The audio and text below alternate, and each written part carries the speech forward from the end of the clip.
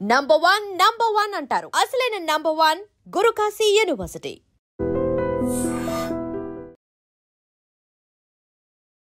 నమస్తే, welcome to I dream. మనతో పాటు స్పెషల్ గెస్టే, యాక్చువల్లీ ట్రెండింగ్ గెస్ట్ అనొచ్చు. యాక్చువల్లీ రెడ్డి జాగృతి ఫౌండర్ మాధవ్ రెడ్డి గారు మనతో పాటు ఉన్నారు. చాలా మందికి చాలా క్వశ్చన్స్ ఉండిండొచ్చు, బట్ నాకున్న క్వశ్చన్స్ అట్లాగే నాకున్న క్లారిఫికేషన్స్ అయితే ఈరోజు అడగబోతున్నా అన్నని. నమస్తే అన్న. నమస్కారం మేడం. బాగున్నారా? ఫైన్. ఓకే, చూసనైతే కూల్గానే కనిపిస్తున్నారు. కానీ కొన్ని ఆడియోస్, కొన్ని వీడియోస్ చూసినప్పుడు మాత్రం మిమ్మల్ని టార్గెట్ చేసి బాగా అటాక్ అవుతుంది. ఎందుకు అంటే ఎవ్వరూ చేయని పని మీరేమో ఎత్తుకున్నట్టు అనిపిస్తుంది. అంటే బీసీ రిజర్వేషన్ల మీద పెద్దగా ఎక్కడ మాట్లాడినట్టు ఎవరు కనిపించట్లేదు, మీ పేరు మాత్రం బాగా వినిపిస్తుంది. ఎందుకు? వై? కామన్గా గ్రామీణ ప్రాంతాలల్లో కూడా ఎవరు కూడా సర్పంచ్ ఎన్నికలకు సిద్ధం లేరు, ఎంపీటీసీ ఎలక్షన్లకు సిద్ధం లేరు. ఎందుకు అంటే కొన్ని రోజుల నుంచి, ఒక 15 days నుంచి వర్షాలు పడి కొద్దిగా రైతులు ఇబ్బంది ఉండి, అంతకన్నా ముందు 2-3 ఇష్యూలు ఉండి అందరూ కూడా అట్లా సిద్ధంగా లేరు. సిద్ధంగా లేని టైంలో ఎలక్షన్లకు ఇచ్చారు. అదొకటి తక్కువ టైంలో నోటిఫికేషన్ ఇవ్వడం వల్ల ప్రభుత్వం ఇంట్లో ఏముందో అనేది ఒకటి గందరగోళం ఉన్నారు. రెండోది, మీరు అన్నట్టు ఇలా 42% బీసీలకు రిజర్వేషన్ ఇవ్వడం వల్ల ఆ రిజర్వేషన్ సవాల్ చేస్తూ, అంటే రాజ్యాంగబద్ధంగా 50% రిజర్వేషన్ దాటొద్దని రాజ్యాంగం చెప్తుంది. బాబాసాహెబ్ అంబేద్కర్ మీద గౌరవం ఉన్నోళ్ళు, రాజ్యాంగం మీద బాధ్యత ఉన్న వాళ్ళందరూ కూడా ఈ మాట మాట్లాడదు. మాధవ్ రెడ్డి ఎందుకు కోర్టు పోతారని మాట మాట్లాడొద్దు. రెండోది, 50% రిజర్వేషన్ దాటినందుకే నేను పోయినని వాళ్ళు అర్థం చేసుకోవట్లేదు. పోనీ ఈరోజు ఆ బీసీలందరూ కూడా ఏదో రిజర్వేషన్లు ఇచ్చారు, ఇది ఒక పద్ధతి ప్రకారం లేకపోతే ఇది మన రాజ్యాంగబద్ధంగా అనుసరించో లేకపోతే చట్టాలను అనుసరించో చేయలేదు. కొంతమంది ఏదంటారంటే 9th షెడ్యూలు తమిళనాడు వాళ్ళు ఇవ్వచ్చు, రాష్ట్రంలో అట్లా చేయొచ్చు కదా సమస్యలు. ఈ సమస్యని సంపూర్ణంగా వాళ్ళు ఆన్సర్ చెప్పకుండా రిజర్వేషన్ అనౌన్స్ చేశారు. అది భారత రాజ్యాంగం 50% దాటొద్దు అనేది స్పష్టంగా అనేక అంతకుముందుకున్నటువంటి కేసులు, తీర్పులు అన్నీ వరుసగా ఉన్నాయి. ఇందిరా సాహాని ఉంది, బీహార్ ఉంది, మహారాష్ట్ర ఉంది. అంతెందుకు 2018లో కూడా తెలంగాణ గవర్నమెంట్ కూడా ఈ ప్రయత్నం చేసింది. ఆనాడు కేసీఆర్ గారు కూడా రివర్స్ వచ్చింది, సుప్రీంకోర్టులో కేసు ఓడిపోయి రివర్స్ రావడం జరిగింది. మరి అది తెలిసి కూడా, ఇన్ని సంఘటనలు జరిగినాక తెలిసినాక కూడా నువ్వు చట్టబద్ధంగానో లేకపోతే ఒక ప్రణాళికబద్ధంగానో ఎందుకు చేయలేదో నాకు తెలియదు. ప్రభుత్వం గురించి మాట్లాడాలి అంటే చట్టబద్ధంగా చేస్తే మీకు ఎట్లాంటి ప్రాబ్లం లేదు, ఇది చట్ట విరుద్ధంగా చేస్తున్నారు కాబట్టి మీరు కోర్టుకు పోయినరా? అదేనా? అది వాస్తవం. చట్టబద్ధంగా చేస్తే మాకు ఎలాంటి ఇబ్బంది లేదు. 40 కాదు, బీసీలకు 60% రిజర్వేషన్ ఇచ్చినా కూడా మేము ఒప్పుకుంటాం. కానీ చట్టబద్ధంగా చేయాలి.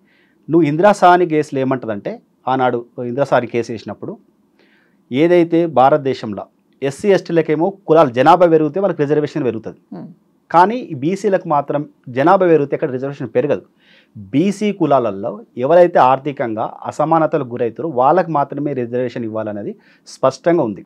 ఇలా ఇందిరా సాహాని కేసు అయిపోయిన తర్వాత, ఆ తర్వాత బీహార్ కేసు, ఆ తర్వాత మహారాష్ట్ర కేసు, ఇట్లా అన్ని కేసులలో కూడా స్పష్టంగా అదే చెప్పింది, నువ్వు 50% రిజర్వేషన్ దాటొద్దని స్పష్టంగా చెప్పింది. ఇలా బీసీ కులాలు వాళ్ళు అర్థం చేసుకోవాల్సింది, వాళ్ళు వినవలసింది ఏంటంటే, కొంతమంది బీసీ కులాలు వాళ్ళు రెచ్చగొడతా ఉన్నారు. ఏదో 42%, 50% రిజర్వేషన్కి ఇబ్బంది పెడతా ఉన్నారు, కేసులు వేస్తూ ఉన్నారు, మనకు వచ్చేది నోటు కాడికి వచ్చేది లాక్కుంటా ఉన్నారు. స్పష్టంగా చట్టం చెప్పిన తర్వాత, నువ్వు రాజ్యాంగబద్ధంగా చెప్పిన తర్వాత, ఎక్కడైతే బీసీలు ఆర్థికంగా అసమానతలు ఉన్న వాళ్ళకి రిజర్వేషన్లు ఇవ్వాలని చెప్పిన తర్వాత, కేవలం 1-2 కులాలు మాత్రమే మాపై దాడి చేయడానికి ప్రయత్నం చేస్తూ ఉన్నాయి, మాటల వర్షం కురిపిస్తూ ఉన్నాయి.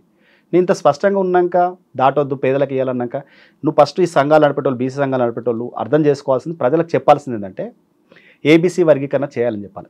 ఇలా రిజర్వేషన్ 40 కాదు 60% ఇచ్చినా కూడా కింది స్థాయిలో ఏవైతే సంచార జాతులు ఉన్నాయి, దానిపైన ఎంబీసీ కులాలు ఉన్నాయి, వీళ్ళకి ఎక్కడ కూడా రిజర్వేషన్ ఫలాలు రావట్లేదు. పైన వాళ్ళే అంటే ఇలా బీసీలు, అంతకుముందు గతంలో 1972 కన్నా ముందు ఓసీగా ఉన్నటువంటి మునూరు కాపులు ఇలా బీసీలు అయ్యారు. 72 తర్వాత బీసీలు అయ్యారు. ఇలా మునూరు కాపులకు మా తెలంగాణ రాష్ట్రం గురించి చెప్తా ఉన్నా, ఎక్కడ కూడా ఆర్థికంగా లోపం లేదు, అసమానతకు లోపం లేదు. వాళ్ళే ఎంపీలు అయ్యారు, ఎమ్మెల్యేలు అయ్యారు. స్థానికంగా ఎక్కడైతే రెడ్లు ఉండరో, రెడ్లు లేని స్థానాలందరూ కూడా మునూరు కాపులు పటేలు అనిపించుకుంటారు, ఆ ఊరికి పెత్తందారి చేస్తూ ఉంటారు.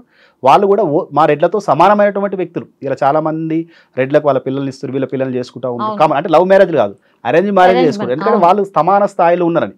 కానీ అంతకుముందుకు రెడ్డి అని పెట్టుకుంటారు. రెడ్డి లేని దగ్గర ఆయన మునూరు కాపోలే పటేళ్ళు, వాళ్ళ ఆర్థికంగా బలిస్తే వాళ్ళే పటేళ్ళు అయినట్టు వాళ్ళు ఉన్నారు. ఇలా బీసీ సంఘాలు మాట్లాడాల్సిందంటే, మీరు ఆర్థికంగా ఉన్న వాళ్ళు ఎందుకు మా బీసీలలో ఉంటారు, మీరు వెళ్ళిపోతే బీసీలోకి వెళ్ళి ఓసీలో పోతే మాకు ఆ ఫలాలు లభిస్తాయి కదా, మేము బాగుపడతాం కానీ ఆలోచన చేసలేదు. ఇలా నేను చెప్తా ఉన్నా, దేశంలో ఏ కులమైనా సరే 20% మందే ఆర్థికంగా ఉన్నవా కులాలు ఉన్నాయి, 80% వాళ్ళు పేదోళ్ళు ఉన్నారు. ఏ కులానికైనా పేదవాడికి రిజర్వేషన్ ఇవ్వాలన్నది ఆ రోజు రిజర్వేషన్ ఉద్దేశం అది. కానీ ఇలా పేదవాడికి ఇవ్వకుండా మా కులాలకు ఇవ్వాలి, మేము సంఖ్యాబలం ఏ సంఖ్య ఇంతకు బీసీలు 134 కులాలు అంటారు. ఏ కులానికి ఏ కులం సంబంధం? నువ్వు ఏదైనా ఆయన తీర్మానం మల్లన్న ఒక ఎమ్మెల్సీగా మాజీ ఎమ్మెల్సీ గారి గురించి మాట్లాడాడు. కంచం పొత్తు లేదు, మంచం పొత్తు లేదు, ఆ వర్డ్ మాట్లాడాడు. నేను అంటున్నా బీసీలకు ముదిరాజుకు గౌడ్స్కు ఏ పొత్తుంది? మునురు కాపుకు ముదిరాజుకు ఏ పొత్తుంది? ఎట్లా మీరు ఒకటైతారని అడుగుతున్నాం. బీసీ అనేది కులం కాదు, ఇది క్లాస్. రేపు మా ఇది బెంగళూరులో కర్ణాటకలో కూడా రెడ్లు కూడా బీసీలు, ఇదో క్లాసు. ఇలా అందరు మంది పేదవాళ్ళు ఆర్థికంగా వెనుకబడిన వాళ్ళందరూ కూడా ఆ బీసీ క్లాసులు ఉంటారు. బ్యాక్వర్డ్ క్లాస్ ఇది. మేము కూడా బ్యాక్వర్డ్ క్లాస్లో పోవచ్చు, కానీ వీళ్ళందరూ మేము ఒక కులం సమయం అని చెప్తారు, 134 కులాలు అని చెప్తారు. కానీ ఇక్కడ రిజర్వేషన్ ఫలాలు పొందే వరకు మాత్రం 1-2 కులాలు ఉంటాయి. దీనికి లెక్క కూడా అండి. గత సర్పంచ్ ఎన్నికలల్లో దాదాపు 9,000 సర్పంచులు ఉంటే 1800-1900 రెడ్ల గోంగ మిగతా సర్పంచులల్లో ఎక్కడ బీసీలు పోటీ చేసిరో ఆ బీసీ స్థానాలల్లో ఎక్కువ మునురు కాపులు ఉన్నారు, ఆ తర్వాత గౌడ్స్ ఉన్నారు, ఆ తర్వాత యాదవ్స్ ఉన్నారు, ఆ తర్వాత పద్మశాలీలు ఉన్నారు. వీళ్ళందరూ ఓంగా ఇప్పుడు ఏదైతే బీసీ కులాలు అని చెప్తున్నారు కదా, మరి చాకలోళ్ళు మంగళోళ్ళకి ఎక్కడ అవకాశం కల్పించారు? ఇలా వాళ్ళ కులాల రావద్దా? మాకు రిజర్వేషన్లు వస్తే వాళ్ళందరూ కూడా వస్తారు కదా, అవన్నీ ఫలాలు మాకు అందకుండా చేస్తున్నారు కదా అని 70 ఏళ్ల నుంచి మీరే తింటున్నారు, ఇక ఎదుగొద్దా, మాకు పదవులు వద్దా అని అడుగుతున్నారు. 70 సంవత్సరాల నుంచి కానీ ఎక్కడా రిజర్వేషన్ రెడ్లకు లేవు. ఓసీలు అనేటిలో రిజర్వేషన్ అది జనరల్ కేటగిరీ. ఓసీ అంటే జనరల్ కేటగిరీ, అందులో మీరుండొచ్చు, నేనుండొచ్చు, ఇంకా ఏ కులమైనా ఉండొచ్చు. అది కులాలు అన్న ఎవరైనా ఓసీలో పోటీ చేసుకోవచ్చు, ఓసీ ఫలాలు పొందొచ్చు. కానీ ఇప్పుడు 70 సంవత్సరాలు రిజర్వేషన్ తింటుంది ఎవరు? 70 సంవత్సరాలు రిజర్వేషన్ వాడుకుంటుంది ఎవరు? ఎస్సీలు, ఎస్టీలు, బీసీలు వాడుకుంటారు. ఇక్కడ జనరల్ అంటే రెడ్లు కానీ వైశ్యులు కానీ ఓసీ కులాలు ఏవైతే వాళ్ళందరూ కూడా వాడుకోవట్లేదు. ఈడబ్ల్యూఎస్ రిజర్వేషన్ ఎవరికి? ఈడబ్ల్యూఎస్ రిజర్వేషన్ మీకు ఎందుకు అని అడుగుతున్నారు. ఇవాళ ఈడబ్ల్యూఎస్ రిజర్వేషన్ భారతదేశంలో ఎకనామికల్ వీకర్ సెక్షన్. ఇది ఆర్థికంగా 50% రిజర్వేషన్కు ఇక్కడ ఈడబ్ల్యూఎస్ 10% రిజర్వేషన్కి అసలు సంబంధం లేని విషయం. 50% రిజర్వేషన్ ఏమో సాంఘిక అసమానతలకు సంబంధించినట్టు రిజర్వేషన్. అది ఈడబ్ల్యూఎస్ ఏమో ఎకనామికల్ వీకర్ సెక్షన్, అంటే ఆర్థికంగా వెనుకబడినటువంటి కులాలకు సంబంధించింది. ఇలా ఈడబ్ల్యూఎస్ 10% రిజర్వేషన్. అది ఏ కుల రిజర్వేషన్ వాడని వాళ్లకు ఇది వాడుకోవచ్చు. నేను బీసీని అనుకో, నా బీసీ కులం వాడుకోను అన్నప్పుడు నువ్వు అప్డేట్ ఇచ్చినప్పుడు అప్పుడు నేను కూడా ఈడబ్ల్యూఎస్ వాడుకోవచ్చు. అదే చాలామంది కన్ఫ్యూజ్ ఏం చేస్తారంటే ఈడబ్ల్యూఎస్ అంటే ఓసీలకు, ఆ ఓసీలకు కూడా అంటే డైరెక్ట్ మీరు 9% ఉన్న రెడ్లకు 10% రిజర్వేషన్. ఇలా 9% అంటున్నారన్న, 4% అంటున్నారు చాలా చోట్ల, 4% ఉన్నారు. మీరేంది ఇంత డామినేషన్ ఏంది? మీరు నేను మాట్లాడతా కాదు. గతంలో కేసీఆర్ గారు ఉన్నప్పుడు ఓసీలు 21% అన్నారు. ఆ తర్వాత మొన్న రేవంత్ రెడ్డి ముఖ్యమంత్రి అయినప్పుడు ఓసీలు 18% అని పేపర్లలో వచ్చింది. అదే లెక్కలు మనం తీసుకుంటున్నాం కదా. ఇప్పుడు మీరు నేను మాట్లాడు, లేకపోతే మనం ఎవరి నోటుకి ఎంత వస్తే అంత మాట్లాడితే కుదరదు. నువ్వు లెక్కల ప్రకారం మాట్లాడదాం. ఓసీలు 18% అన్నారు. మరి 18% ఉన్న ఓసీలకు 10% రిజర్వేషన్ తప్పేముందల్లా? అది ఇంకా అది ఓసీలే కాదు, మిగతా ఏ కులాన్ని వాడని ఏ కులం కార్డు వాడని అందరికి కూడా ఈడబ్ల్యూఎస్ వర్తిస్తుంది. ఎస్సీలు కూడా మాకు ఇది వద్దు అన్నప్పుడు నువ్వు ఇంతకు ప్రతి ఒక్కరు ఎవరైనా మేము ఇన్ని రోజులు రిజర్వేషన్ వాడినాం కదా, రిజర్వేషన్ ద్వారా లబ్ధి పొందిన వాళ్ళను ఎందుకు ఓసీలుగా చేర్చారని అడగట్లేదు. ఒకసారి నేను రిజర్వేషన్ పొందినా, నేను రిజర్వేషన్ బాగుపడ్డప్పుడు నేను ఇంకా ఆ కులంలో ఎందుకు ఉండాలి? నన్ను ఓసీగా మార్చాలి కదా. దానే క్రిమిలేయర్ అంటారు. కానీ క్రిమిలేయర్ నువ్వు ఎందుకు కొట్లాడుతలేవు? నీ సంఘంలో నీ ప్రజలు బాగుపడాలని, నీ ప్రజలు అభివృద్ధి చెందాలని నీకు ఆలోచన ఉన్నప్పుడు ఒకసారి నువ్వు ఆర్థికంగా ఎదిగినావు కదా, ఎందుకు క్రిమిలేయర్ కింద గోవని అడగట్లేదు? నేను ఒక ఉదాహరణ చెప్తా. ఆ వ్యక్తి పేరు, పెద్ద మనిషి పేరు నేను తీసుకోవద్దు, కానీ వెల్ నోన్ పర్సన్ కాబట్టి అందరికి తెలుసు కాబట్టి నేను చెప్తా ఉన్నా. ఇలా మంత్రి గారు ఉన్నారు, వివేక్ గారు, గడ్డం వివేక్ గారు ఉన్నారు. వాళ్ళ కుటుంబం ఎంతో ఆర్థిక స్థితిగతులు మనందరికి తెలుసు, ఎన్ని కోట్లు ఉన్నాయని అందరికి తెలుసు. తను ఎందుకు ఎస్సీ రిజర్వ్లో పోటీ చేయాలి? జనరల్ స్థానంలో పోటీ చేయాలి కదా, ఎందుకు ఆయనకు రిజర్వేషన్ అని అడుగుతున్నా. ఆర్థికంగా బలోపేతం అయిన తర్వాత వాళ్ళు మూవ్ ఆన్ అవ్వాలి అనేది మీ వాదన. అదే ఎవరైనా ఏ కులంలో అయినా, ఎస్సీలైనా, బీసీలైనా, రెడ్లైనా ఈడబ్ల్యూఎస్ 10% రిజర్వేషన్ తీసుకున్నట్టు ఒకసారి ఆ రిజర్వేషన్ పొందిన తర్వాత నువ్వు ఆర్థికంగా బలంగా అయినాక నువ్వు ఆ రిజర్వేషన్ ఎందుకు వాడుకోవాలి? మీరు ఎన్నైనా మాట్లాడతారు. ఇప్పుడు 42% రిజర్వేషన్ అనగానే మీకు ఇయ్యబుద్ధి గాక రెడ్లే మొత్తం పైన అంతా రెడ్లు ఉంటారు, కింద అంతానేమో సేవ చేసుకుంటా మేము ఉండాలి. ఇది వాళ్ళ వర్షన్. 40 లక్షల రెడ్లు ఉన్నారు, 40 మంది ఎమ్మెల్యేలు కావచ్చు. నేను కాదంటలే, ఎమ్మెల్యేలు కాలేదంటలేను. 40 లక్షల రెడ్లకు వీళ్ళు 40 మంది ఎమ్మెల్యేలు సమాధానం చెప్తారా? లేకపోతే వాళ్ళ పేదరికాన్ని వీళ్ళు ఓడగొడతారా? 40 మంది ఎమ్మెల్యేల గురించి మాకెందుకు గుర్తారు? ఇలా మేము 10వ క్లాస్ చదువుకునే నా వయసులో 2021 నా 10వ క్లాస్ అది. నేను పాత పుస్తకాలతో చదువుకున్నా. ఆనాడు కూడా రెడ్లు ఎమ్మెల్యేలు ఉన్నారు. మరి ఆ రెడ్లు ఎమ్మెల్యేలు ఉన్నప్పుడు నాకు పాత పుస్తకాలు ఎందుకు ఇచ్చారు ఓసీలని? మీ అందరికి తెలియదా? ఇలా ప్రభుత్వాలు మారినాక ఇలా కొద్ది జనరేషన్ మంచిగా వచ్చిన తర్వాత ఇప్పుడు కొత్త పుస్తకాలు ఇస్తారు. 2005 వరకు కూడా అందరికి పాత పుస్తకాలు ఇచ్చారు ఓసీలు అందరికి కూడా.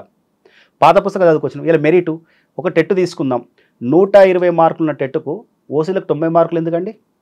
ఒక కులానికి 60 మార్కులు, కులానికి 70 మార్కులు, ఓసీలకు ఎందుకు మరి 90 మార్కులు ఉండాలి? ఇలా ఎస్ఐ ఉద్యోగం మీరు అన్నట్టు రైట్.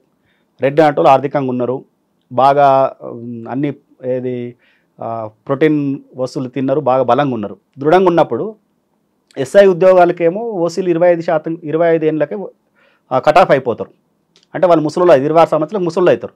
మిగతా కులాల్లో ఏమో 35 సంవత్సరాల దాకా వాళ్ళకి అవకాశం వస్తుంది. మరి ఇక్కడ ఎవరు బలంగా ఉన్నారు, ఎవరికి అవకాశం ఇవ్వాలి?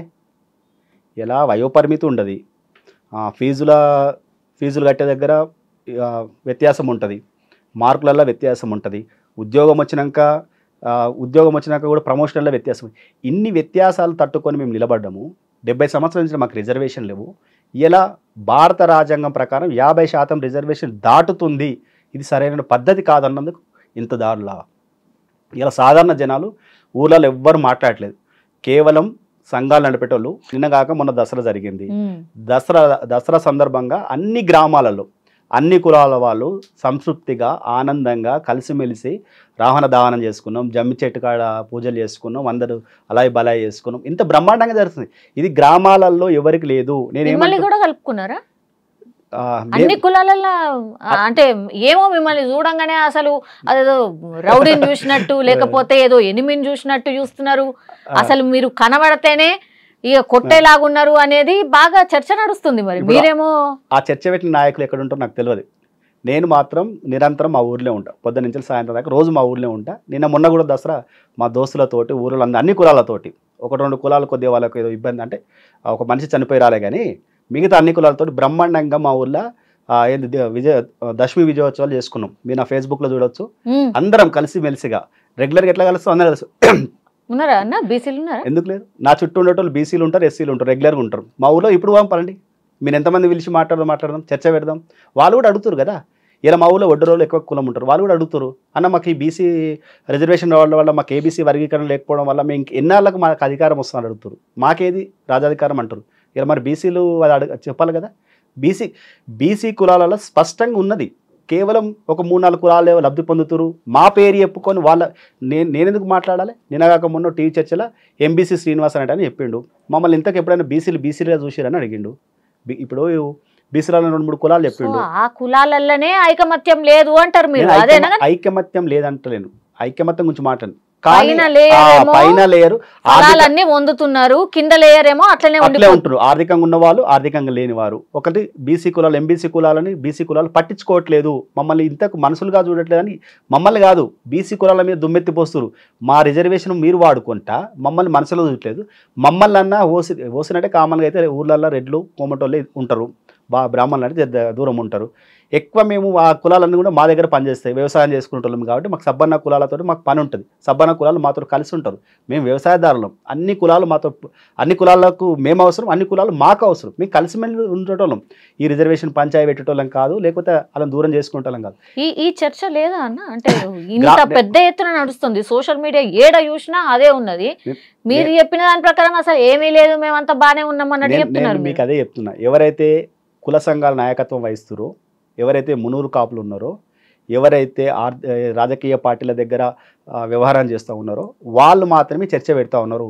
స్థానికంగా గ్రామాలలో ఉన్నటువంటి వ్యక్తులు ఎవ్వరు కూడా ఈ చర్చకు లేదు. ఇలా అన్ని రోజులు మాకే పోటీ చేస్తారు బీసీలు.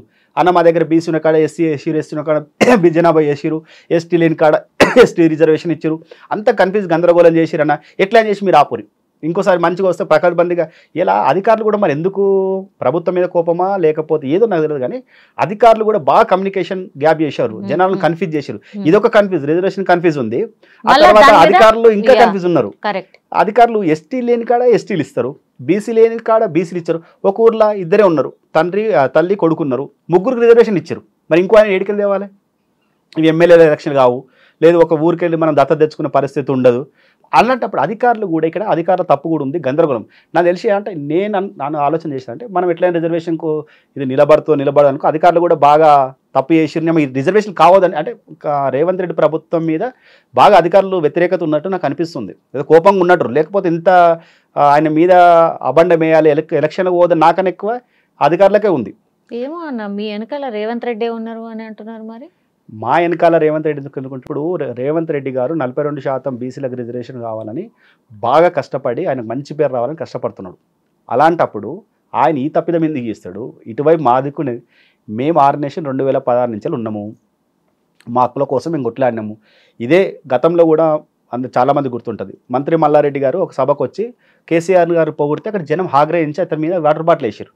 ఎప్పుడు కూడా మరి మల్లారెడ్డి మా రెడ్డే కదా, మరి మేమెందుకు ఆ రోజు బాటిల్ వేయించుకున్నాం, వేసినాం అంటే నువ్వు మాట్లాడే పద్ధతి కరెక్ట్ లేదు. ఇక్కడ నష్టం జరుగుతూ ఉంటే ఆ రోజు రెడ్డి కార్పొరేషన్ ఇవాళ నువ్వు అడిగేది పోయి ఇలా సమర్థిస్తున్నావు నాయకుని అని చెప్పి ఆ రోజు ఆ సంఘటన జరిగింది. ఇలా కూడా రేవంత్ రెడ్డిని అదే అడుగుతున్నాం, మా జాతికి నష్టం అవుతూ ఉంటే 50% రిజర్వేషన్ దాటి నువ్వు అద్దుల మీద దాటిపోతూ ఉంటే నిన్ను మేమెందుకు ప్రశ్నించొద్దు?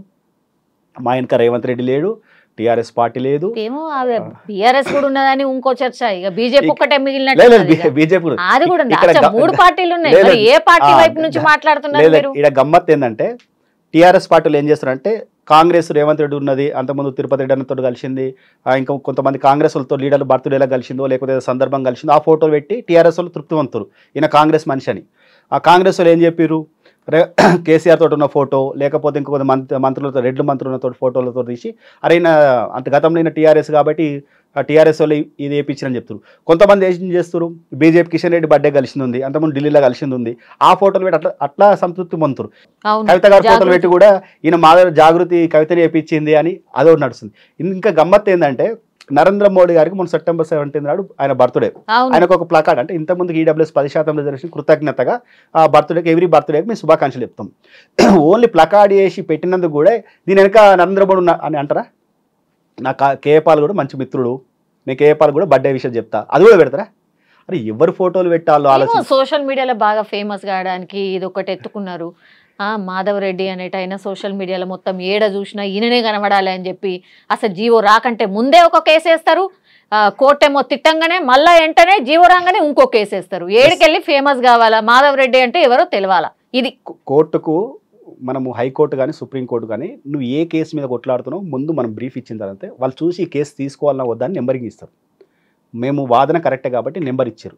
ముందే నోటిఫికేషన్ రాకముందుకు ఎందుకు పోయినామంటే గతంలో మహారాష్ట్రలో ఎలక్షన్ల నోటిఫికేషన్ షెడ్యూల్ ఇచ్చిన తర్వాత ఎవరైతే పిటిషన్ కోర్టు పోయారో కొన్ని రోజులు లేట్ అయింది. ఎలక్షన్ అయిన తర్వాత కూడా అదేంది రిజర్వేషన్లు ఉన్నాయని చెప్పి క్యాన్సిల్ చేసాం. మేము అందుకే ముందు పోయి ప్రభుత్వాన్ని అలర్ట్ చేసినాం, భారత రాజ్యాంగాన్ని అలర్ట్ చేసినాం, న్యాయస్థానాన్ని అలర్ట్ చేసినాం. ఇది జరుగుతూ ఉంది, ఇవి టీవీలల్లో పేపర్లలో వస్తున్నాయి కాబట్టి దీని మీద మీరు ఏమైనా పిటిషన్ తీసుకుంటే వాళ్ళు చదివారు, మా కరెక్ట్ వాస్తవం చెప్పి నెంబర్ ఇచ్చారు.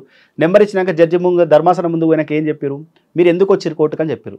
సార్ గతంలో ఇట్లా మహారాష్ట్ర ఇట్లా జరిగింది, ముందు పోకపోవడం వల్ల వెనుకపోతారు, ఎన్నికల ఖర్చు మొత్తం భారం పడ్డది ప్రభుత్వానికి, కాబట్టి ఇలా మేము ముందు వచ్చినామని చెప్పారు. సరే ముందు వచ్చింది మంచిగా ఉంది, కానీ మేము టీవీలలో వచ్చిందో లేక పేపర్లలో వచ్చిందో దాన్ని యాక్సెప్ట్ చేయము. ఎప్పుడైతే జీవో వస్తుందో అప్పుడు రండి, ఖచ్చితంగా మేము వాదన వింటామన్నది. నేను ముందు పోవడం వల్లనే ఇలా జీవో రాని తెల్లారని మేము పోతే మా కోర్టు మా వాదన విన్నది. ఎస్ వీళ్ళు మొన్న వచ్చిపోయి కూడా అడిగారు, ఇట్లా మరి ప్రభుత్వం ఇట్లా చేస్తుంది, 42% రిజర్వేషన్ 50% దాటి రిజర్వేషన్ పోతురు అని వాళ్ళు చెప్పడం వల్ల మా వాదన విన్నది. కోర్టు ఇలా 8వ తారీఖు వాయిదా కూడా వేసింది. మేము ముందు పోకపోతే ఇలా ఎన్నికలు అయిన తర్వాత రాష్ట్రం నష్టపోతుండే, ఎన్నికలు అయిన తర్వాత రాష్ట్రం నష్టపోతూ ఉండే. చాలామంది తెలియని వాళ్ళు ఫేమ్ కావడానికి ఏం ఫేమ్ ఉంటుంది ఇలా, ఇది మా పోరాటం, ఇది మా ఓసీ వర్గాల పోరాటం. ఇక్కడ రిజర్వేషన్ భారత రాజ్యాంగం, అందరూ భారత రాజ్యాంగం గౌరవిస్తామంటారు, ఇక్కడ భారత రాజ్యాంగం తూట్లు పడుస్తూ ఉంటే ఎందుకు అడగొద్దు? మేము మాది ఏంది ఇలా మా సంస్థ, మేము రెడ్డి జాగృతం చైతన్యం చేసుకోవడానికి సంస్థ పెట్టుకున్నాం, 2016లో పెట్టుకున్నాం. 2016 నుంచి ఇప్పటిదాకా అనేక కార్యక్రమాలు చేసినాం, హక్కుల కోసం కొట్లాడినాం. ఇది అందులో భాగం, ఎవరు ఫేమ్ కానీ కాదు. ఫేమ్ కావాలంటే మేము ఢిల్లీలో ఉన్న దాదాపు 2 రోజుల పాటు ధర్నా చేసినాం, ఇక్కడి నుంచి 100 మంది ఈడబ్ల్యూఎస్ కార్పొరేషన్ కావాలని. చాలామంది బీసీలు కోపదృక్తులై మా మీద దాడులు చేస్తాను భయం అనే వంశం ఇది. ఇది చాలామంది మాట్లాడు సింపుల్గా ఫేమ్ అయితే కాదు, నా మీద నాకు నమ్మకం ఉంది కాబట్టి నిలబడ్డా కాబట్టి ఇలా అనేక మంది నా మీద ఏ విధంగా మాట్లాడుతారో నాకు తెలుసు. ఇలా ఏమో బీసీ దాడులకు కూడా దిగబడతాం, నువ్వు ఎట్లా బయట తిరుగుతామో చూస్తాము అనేసి కూడా చాలా మంది మాట్లాడుతారు. మాట్లాడతారు. బెదిరిస్తున్నారా నిజంగానే? మీకు అట్లాంటి థ్రెటనింగ్ కాల్స్ వస్తున్నాయా? వాస్తవమే, కొంతమంది మాట్లాడుతూ ఉన్నారు, ఫోన్లు చేస్తూ ఉన్నారు. నేను వాళ్ళకి కూడా సమాధానం చెప్తున్నా. ఆల్మోస్ట్ చాలా మందికి సమాధానం చెప్పే ప్రయత్నం చేస్తున్నా, ఫోన్ ఎత్తుతా ఉన్నా, వాళ్ళకి చెప్తున్నా ఇది రాజ్యాంగం 50% దాటొద్దని ఉన్నది, మీకు తెలుసు, ఇంతమంది గతంలో కేసులు అన్నీ ఉన్నాయి, ఇవన్నీ జడ్జిమెంట్లు ఉన్నాయి, అయినా కూడా వాళ్ళు ఏదో ప్రయత్నం చేసి అట్లా కాదు, మంచి ప్రయత్నం చేయాలి, మీకు కూడా ఎక్కువ శాతం రిజర్వేషన్ రావాలని కూడా. ఇలా ఇన్ని సంవత్సరాలైనా ఇంకా రిజర్వేషన్ కావాలని అడుగుతున్నాం, కానీ ఎందుకు అది సక్రమంగా అమలు కాకపోవడం వలన ఇంకా అడుగుతున్నాం. ఇలా నువ్వు క్రిమిలేయర్ని తీసేయి, లేకపోతే ఏబీసీ వర్గీకరణ చెయ్యి, అప్పుడు క్రిమిలేయర్ అంతా ఒక లేయర్ పోయినాక రెండో వాళ్ళకి అవకాశం వస్తుంది కదా. నువ్వు దాని గురించి ఆలోచిస్తలేరు ఎవరు. ఇప్పుడు బీసీల కొట్లాట కరెక్టా కాదా? నిజంగా జెన్యూనా కాదా? బీసీల కొట్లాట 100% కరెక్ట్, కానీ అమలు పరిచే విధానం కరెక్ట్ కాదని నా మాట. నా వాదన ఏంటంటే బీసీలకు రిజర్వేషన్లు ఇవ్వాలి, ఈ దేశంలో ఆర్థికంగా అసమానత గురయ్యే వాళ్ళకి ప్రతి ఒక్కరికి కూడా రిజర్వేషన్లు ఇవ్వాలి, కానీ దాన్ని అమలు చేసే విధానం సరైన విధానంగా లేదు. ఇప్పుడు 56% ఉన్నారు బీసీలు అని అంటున్నారు మొన్న కులగణన తర్వాత. ఇంకా ఎక్కువనే ఉంటాము, అదేదో దొంగలెక్కలు చేసిండ్రు అని చెప్పి మనది అంటే ఐ మీన్ రెడ్డిది కూడా కరెక్ట్ కాదు అనేసి కూడా మాట్లాడిండ్రు, మీరు కూడా విన్నారు. ఇప్పుడు 56% అనుకుందాం, ఎంత రిజర్వేషన్ ఇవ్వాలి అంటారు? అంటే మీ లెక్క ప్రకారం మీ మనసులో మాట. అదే అడుగుతున్నా మేడం. ఇప్పుడు జనాభా లెక్కలు తప్పు నేను వాళ్ళే చెప్తారు, డెడికేషన్ కమిటేషన్ కాబట్టి నిర్ణయం తీసుకున్నామని వాళ్ళే చెప్తారు. ప్రతి ఒక్కరు వాళ్ళ కులాల జనాభా తక్కువ చూపించినట్టు పక్క రాష్ట్రంకి చూసి ఎవరు ఎట్లా చూపించినా 100% అయిపోయింది కదా, పక్క రాష్ట్రంకి వెళ్ళి తేలేం కదా. ఇలా 100% అయిపోయింది, అందులో ఓసీలకు 18% అన్నారు. నేను అడుగుతున్నా, బీసీలో 56% ఉన్న వాళ్ళకు 56% ఉన్నవారు 42% ఇస్తూ అంటున్నాం, మరి ఓసీలో 18% ఉన్నాం కదా, మాకేది రిజర్వేషన్ అడుగుతున్నాం? సూటిగా మాకేది రిజర్వేషన్ అడుగుతున్నాం? జనరల్ కోటా ఉంది, ఓసీల కంటే 50% పైన అంతా ఓసీలకు అనుకుంటారు, ఓసీలే కదా అది ఎస్సీలు చేయొచ్చు, ఎస్టీలు చేయొచ్చు, బీసీలు చేయొచ్చు. గతంలో నల్గొండలో ఒక 6 గ్రామాలలో ఎంపీటీసీలు, సర్పంచులు 9-11 ఎంపీటీసీ ఎస్టీలు అయ్యారు. జనరల్ ప్లేస్లలో ఎస్టీలు అయ్యారు. చాలా ప్లేస్లలో 56% బీసీలు సర్పంచ్ అయ్యారు. నీకున్నదే గతంలో 50% దాటొద్దన్నారు, బీసీలకు 27% మాత్రమే స్థానిక సంస్థల ఎన్నికలలో అవకాశం వచ్చింది last year.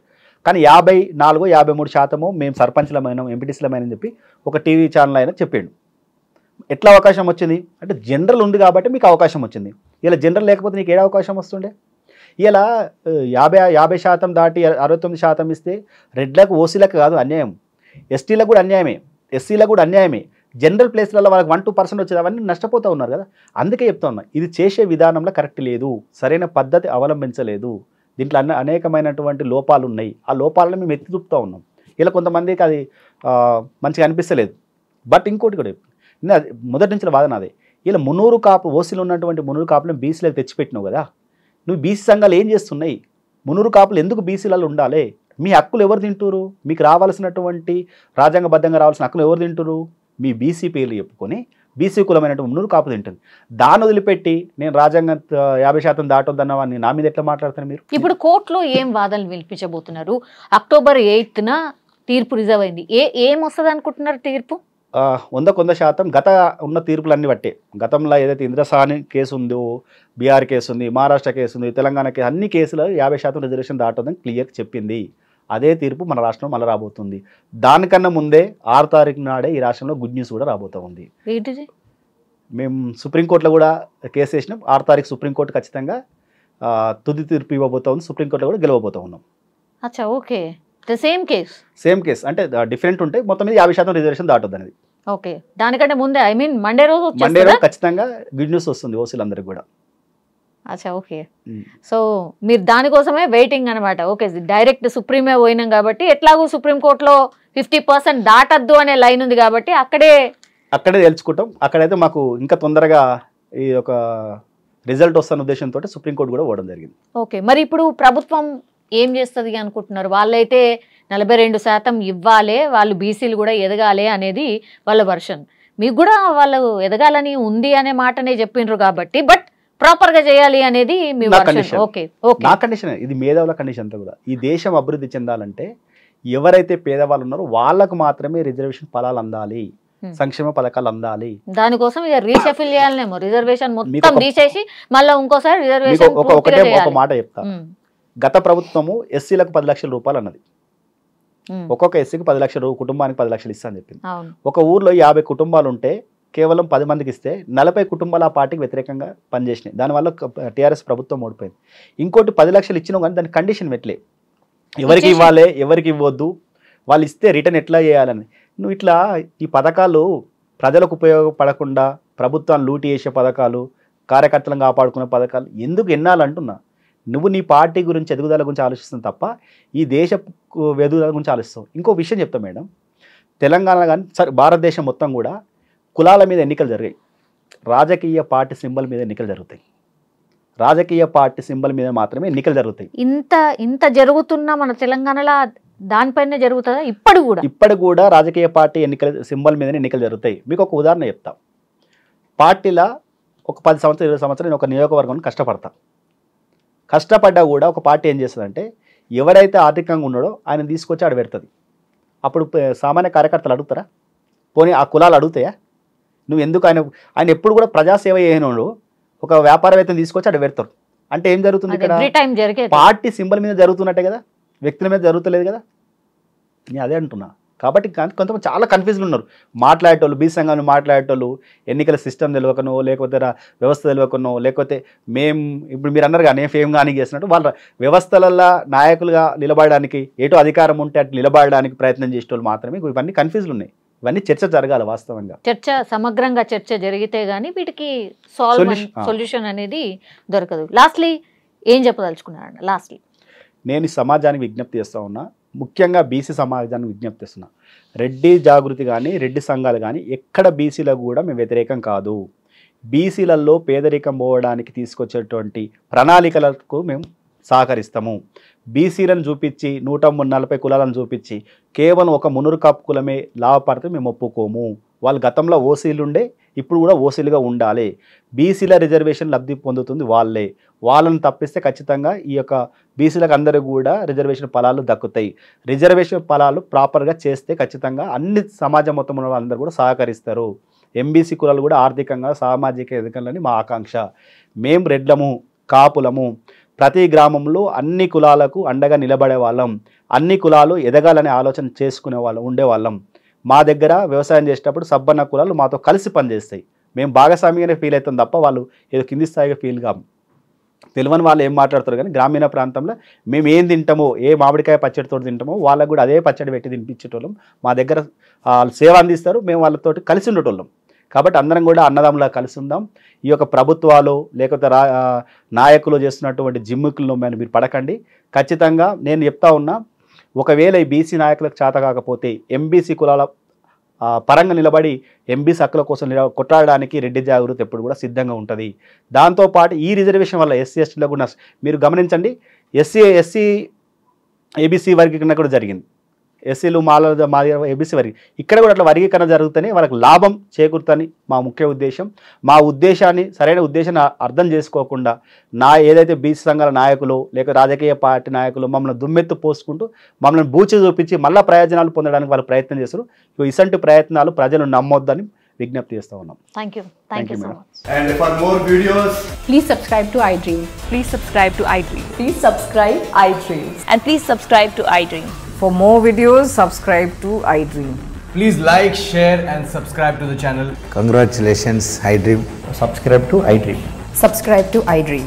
So subscribe to iDream Media. iDream ki iDream team andarki huge congratulations. Please subscribe iDream Media. Please subscribe to iDream. Subscribe iDream. Please subscribe to iDream. iDream అంటే నా కళల ఛానల్ను సబ్స్క్రైబ్ చేసుకున్న నోరు తిరుగుతలేదు, మీరైతే గంట గుర్తు కొట్టండి. For more such videos, please subscribe to iDream. Subscribe to iDream. Please subscribe to iDream. Please subscribe iDream Media. Please do subscribe to iDream. Please subscribe to iDream Media. For best entertainment and information, please subscribe iDream. And don't forget to subscribe to iDream.